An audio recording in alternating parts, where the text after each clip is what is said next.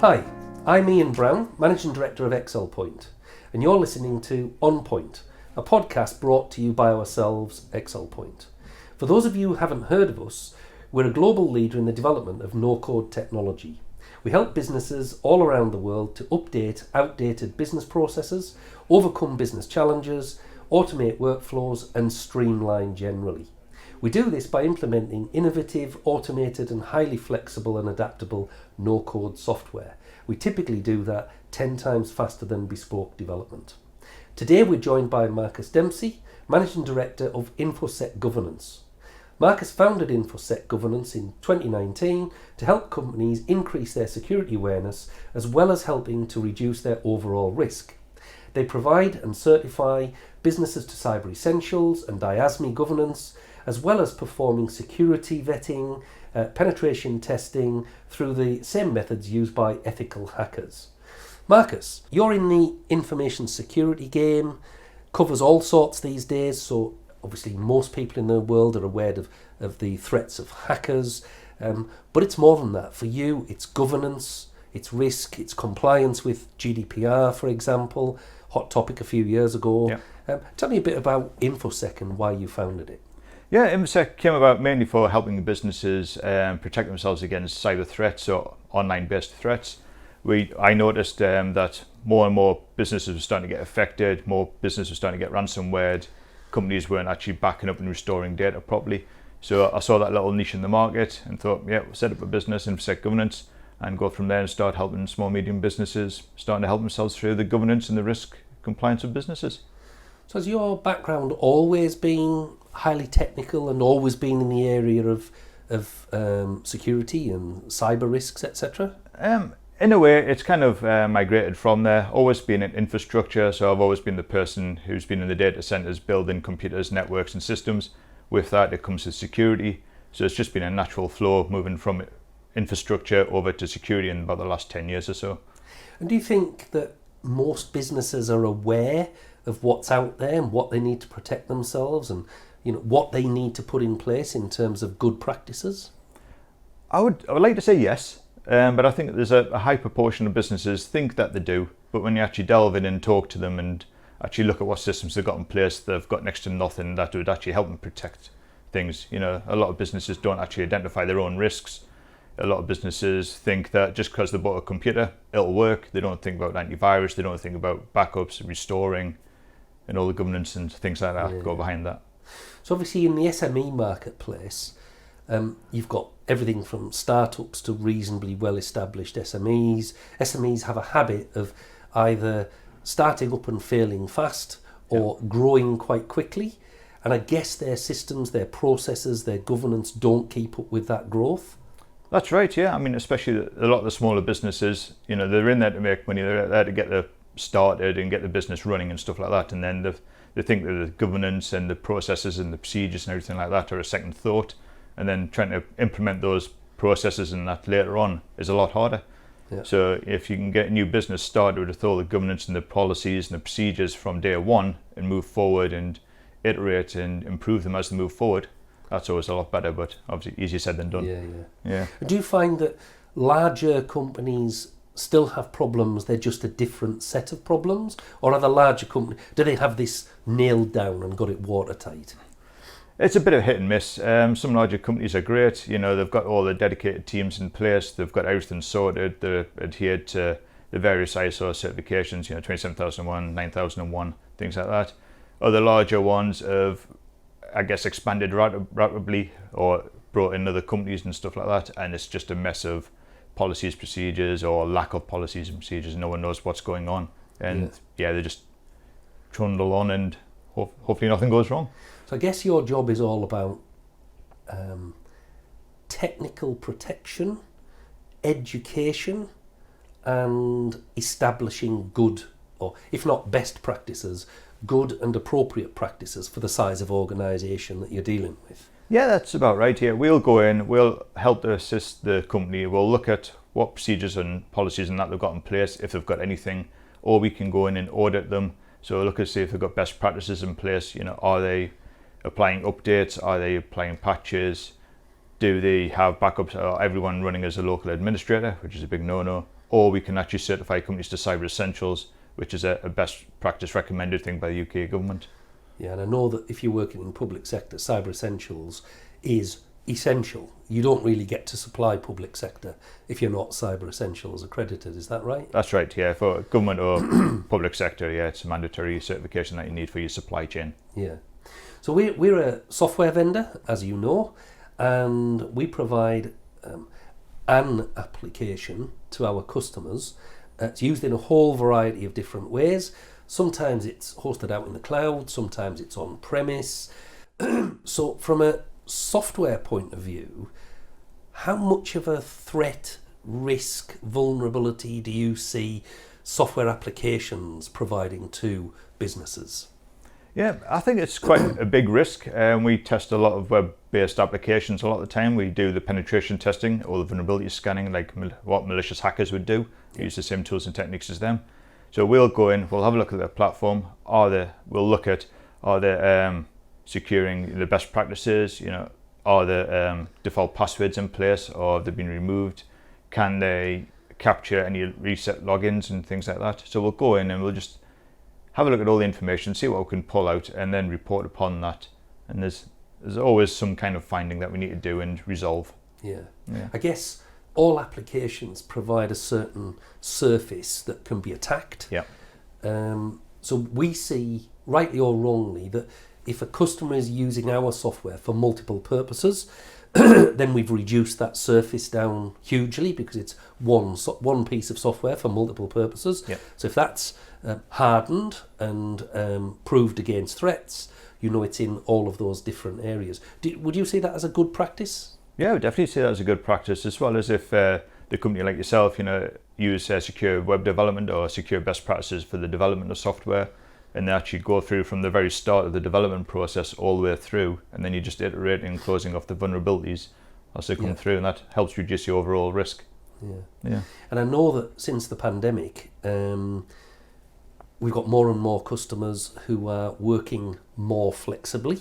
So our platform allows customers to work more flexibly, but with that comes a lot more home working, bring your own device. That flexibility comes at a price. And in your world, that price is increased security risk, I guess. Yeah. And lack of governance. Does governance, risk and overall compliance come together in not just the corporate world, but people sitting at home working for the company? Yeah, it certainly does, because as you say, a lot of people now use their own devices because they're working from home. So a lot of companies will actually connect over a VPN, a virtual private network, to the business. But if they're using their own mobile phones or their own computers, sometimes they want to actually have the antivirus installed, or they've downloaded malicious software, games, things like that. And the businesses won't actually help ensure and identify those home users that their computers are to a same security standard as what the corporate devices would be. Yep. So obviously the governance is there to actually make sure that if anyone uses their own devices, cover them, have the policies in place, make sure the staff actually update their machines, and there's some kind of, reduced risk or some kind of risk register to say these are the home users, they've been identified, and we'll go from there. Yeah. You mentioned risk register, and if we go back 3 or 4 years now, when GDPR came about, risk register, information asset registers, the overall assessment of internal systems, be it hardware level or information systems, we were obviously more involved at the information system level, took on a much greater focus. Did you see that at the time? Do you see that GDPR's focused people's minds, or is it a little disappeared into the distance now that it's not headlines? Yeah, we saw a massive increase of GDPR going all the way up to the deadline of it, and then it kind of just fell off. It just kind of tailed off, so it hit a peak and then just tailed off, and now we're slowly starting to go up again as I guess more and more people are suffering from ransomware and things like that. And the ICO is now doing obviously fines and things for data breaches or not informing and things like that. So it's one of those waves, I guess.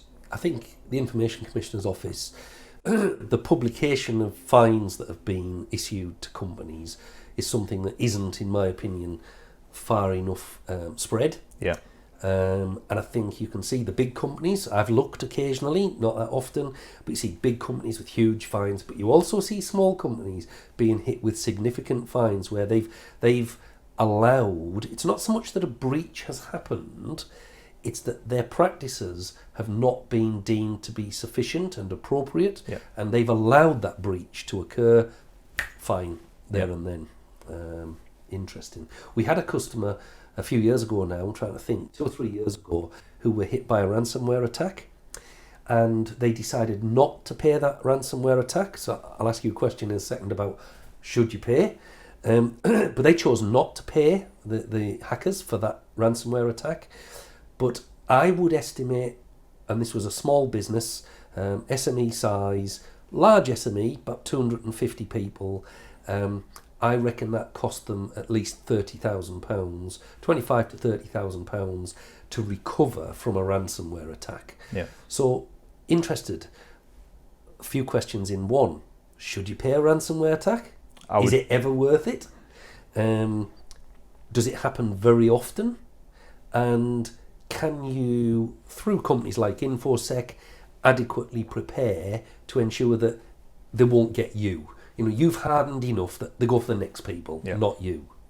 Yeah, well, personally, I would say no, never pay it. Obviously, there's going to be times that, you know, if you've been ransomware, you've lost all the information, you know, you're looking at that pace of, is your business going to go under? Do your backups work? Have you backed up? Can you recover? If that's all no, then obviously you might say, yeah, I'm going to bite the bullet, I'm going to pay it, and then, yeah, you hopefully get all the information back, but then you've got your reputational. You know, if everyone suddenly realises you've been ransomware, you've paid it, then that's going to impact your reputation. So there's that sort of thing. But I would personally say, no, don't do it. Make sure you back up, make sure you test your backups, get them all recovered, and then you're in a good place. And interesting points there, because you just said, if your business is going to go under, I think a lot of people don't think like that. It could literally take your business under. And lots of people, not even in the context of ransomware, but will do backups, but never test the backups. Exactly. Backup, either off-site or cloud storage, but never actually go back to recover from one. And first time you try to, shouldn't be a time of panic when you're under pressure. So interesting point. Pandemic aside, where do you see business changing? Where do you see things in the world of information security and governance changing in your world at the moment? What's hot topics? Yeah, I think hot topics is a lot of people are now being made aware of all these 0 days or all these bugs that are being made known to businesses with, you know, Microsoft Windows or Linux or anything like that. You know, there's these vulnerabilities that are getting detected and hackers and other nation states are actually taking advantage of, which leads to the ransomware. But I think that's a big thing now, and businesses are now starting to look at that and going, right, we need to actually do something. And from my point of view, is we've seen a lot of people actually identifying risks now and actually going through their whole risk process and mitigating things and making sure that they've got the governance in place so they know exactly what they need to do, what's in place, you know, worst case scenarios, go from there and actually make things better. And I think that's only going to increase as time goes on. Slightly off at a tangent then, with our product we can authenticate a number of different ways, from Active Directory authentication, Open Connect, federated, etc. But internally, for some of the systems we use internally, we use a password vault for the management and handling of passwords. So we use a product called 1Password. For the record, there are other password vaults available. What's your view on password vaults? Because once you've stored everything in a vault, if they break that, they've got everything, keys to the kingdom sort of thing. Would you say that's still good practice to do that? Yeah, definitely. I mean, the worst thing you can do is use the same password across everything. No matter how clever you are, you can't remember every single password you've got. I think the last count I had about 600-700 passwords for everything. Like yourself, I've got mine stored in 1Password. And with that, I've got a strong password to actually access that vault. But I've also got two-factor authentication hooked up to it as well. So even if someone broke my password to my vault, they still need that second level of authentication to actually get into it. So using a password manager, using unique passwords for every single site you access is definitely unique and definitely need to do it. I agree. I have hundreds of passwords now, and I don't even know what they are. So I sign up for a new service. I signed up for one the other day. I can't remember what it was, and I just went use suggested password. Some long string of gibberish filed away in the password vault. I don't even know it. So yeah, I'm a fan of that, but I was interested in your view. So when we come to end user, do you work with end users from the point of view of raising awareness and education? Or do you work with the company as a customer and expect them to cascade that experience and knowledge throughout their organisation? It's a bit of a mixed bag. Ideally, we try and work with the business and the team owners or the department heads and actually work with them and sit down, maybe do some workshops, stuff like that, or some tabletop exercises and go through them there. So therefore, you're actually putting the policies and procedures and the knowledge within the business, but also at the same time cascading down to the end users and helping them. Sometimes that works better. Sometimes it's the company will just say, yeah, can you just work with our users? And, we'll sit down in the departments and work in small teams and help them that way, depending upon what they've identified and the need resolved. I guess also it depends on whether that client wants to pay for more of your time to be involved with more user communities, exactly, or they want to have training and train the trainer, essentially. Yeah, I get what you're saying. With our product, we use encryption at rest. So typically there is a central database. We get asked all the time in commercial engagements, whether it's tenders or just quotations, etc. How do we view encryption? So we use encryption at rest as standard.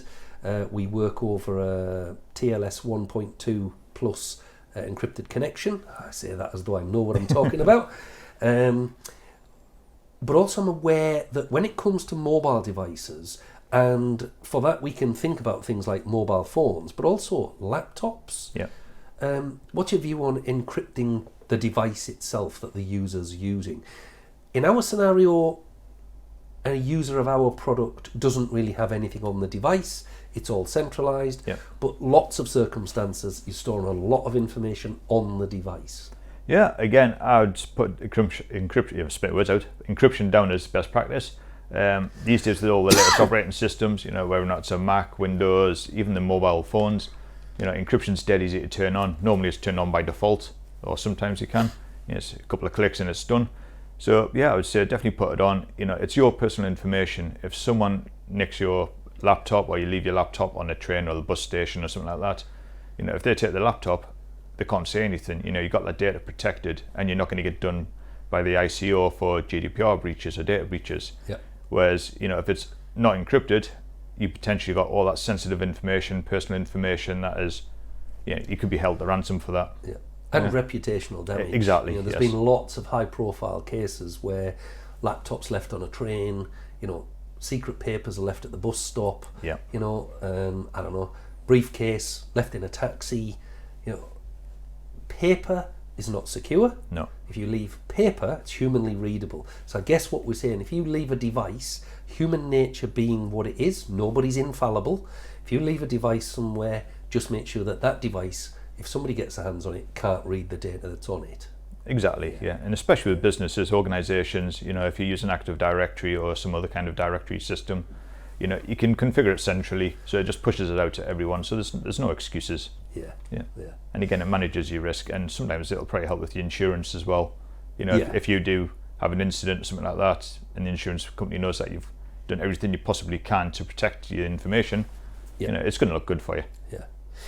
So we get our product penetration and vulnerability tested regularly. Mm-hmm. We are in office space that's corporately managed by a public sector body. We don't get our environment, the actual office environment, vulnerability checked or penetration tested. Yeah. Do you think we should do that? Do you think that's something I should be talking to you about? Look at your environment, look at the vulnerabilities, look at the working practices. Yeah, well, from my point of view, I would always say yes, of course. But it goes down to the base of your risk of your business. If you're in a shared environment, can other people within the business walk into your office? Is the key fobs to get into various parts of the business? What do you know who's going to access your business? Do you know if cleaners are going to come in? If they come into your office, do you have confidential information on your desk? As you say, paper's not a great thing, But if you've got paper all over the place, maybe a source code for your applications or USB devices, someone could come in, take all that. So it's always a positive to say at least once a year, maybe do a social engineering exercise where someone comes in, has a look at your physical environment of your office, and then just see what they can do. What can they get to, what can they trick people into, and then at least you can have a report and a finding there to say, is there any improvement? And when you say about social engineering, you'll be talking about things like testing people with phishing emails, seeing who clicks on what links, seeing who falls for what scams. And I guess we'd rather customers fall for your scams, because you're on the good boy side, than somebody else's scam that's one of the hackers. Exactly, yeah. And even if it's in a physical environment, you can pretend that you've forgotten your key pass or ID to get in, and see if you can quickly nip behind someone else walking through a door and stuff like that. Tailgating, yeah. Interesting. Or even make people aware of it, user awareness training, things like that, and just tell people what to look out for. Yeah. At a senior level, do you think people are aware of governance issues? Because governance is a broad subject. Risk is a broad subject. Compliance is a broad subject. I guess InfoSec is quite narrowly focused, but you fit into a more corporate strategy of an overall framework that should be in place. I think the senior people in the business probably know nothing about it. From my experience, they push it down to department heads and things like that and say, that's your problem, you look at that and go from there, and then they have to look at it and resolve it. I think there needs to be more done for businesses moving forward for governance and risk and compliance and things like that. I think it should be more responsibility from the senior members of the business, even if they are multinational or multi-million pound companies. I think that there needs to be more done for them to actually take the responsibility and not just pass it off to department heads and things like that. And is it typically a compliance manager? I know that in our world, compliance managers are a good point of contact for us because of the nature of our software. They like the fact that we can enforce process and authorizations and workflow and create visibility, so there's effectively good governance and compliance being built in. So a compliance manager for us is a good point of contact. Is that typically where you fit as well? Is it a compliance manager that would be responsible for the sorts of things that happen in your world, or are they more on the technical side of the business? Normally I fit in the middle of that, so I'll fit in between the compliance manager, security manager, and then everything else in between, and like kind of talk between all the various departments. So going from the security and the securing of the business to actually complying with various laws and regulations. So maybe the Data Protection Act, GDPR, any other type of laws that might be around, PCI, things like that. Yeah. So just in terms of wrapping up then, if you've got a business that's maybe grown to, I suppose there's corporate and SME examples, but let's say you've got an SME that's grown to 200 people, they've built a variety of systems, they've probably been cobbled together, they're probably supported by a local IT support company. What would you say to a senior stakeholder in that business in order to raise their awareness? You've got that 30-second elevator pitch. What would you say to that person to make them sit up and take notice? I would probably go and talk to them and say, when was the last time you got any proof of what they've done? Have you got logs or any evidence that they've actually been doing what they've said they've been doing? There's many times I've gone into a business and I've seen that third-party IT companies haven't actually been patching the machines. They've been erroring out for over a year. So they're vulnerable for that bit. So if they're vulnerable for that bit, where else are they? Have you got that faith and the trust in that business?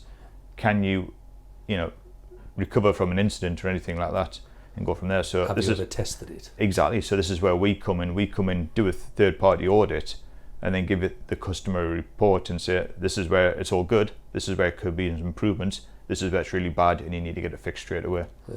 I know there's international standards for reporting. Is that the OWASP? The OWASP is for the web application testing. So for like your product. That's why I've heard of that then. I know when we get pen testing and stuff done, we get OWASP type reports out. So is there at other levels, infrastructure and so forth, are there internationally recognised standards that people should be looking for so that their suppliers are working to best practice? Yeah, the main ones would be ISO 27001, which is the information security, or ISO 27002. But for the UK, I would say if they're just starting out, have a look at Cyber Essentials or IASME Governance. That'll get you a ballpark best practices. You get up there, you get rid of the low-hanging fruit, and then if you need a bit more leeway or a bit more weight behind it, you can look at the higher ISO 27001, which ticks pretty lot all the boxes. Yeah. Yeah. And we're Cyber Essentials and ISO 27001 accredited. Yeah. Well, Marcus, it's been a pleasure having you in. Thanks very much. Hopefully this discussion has sort of informed, influenced, maybe a call to action for some businesses out there to give some thought to those key subjects, government risk and governance risk and compliance. Don't think about the government for too long. And hopefully we motivate people to do something about these things and press on with their business. Fingers crossed, yeah. Thanks for coming in. Thanks very much.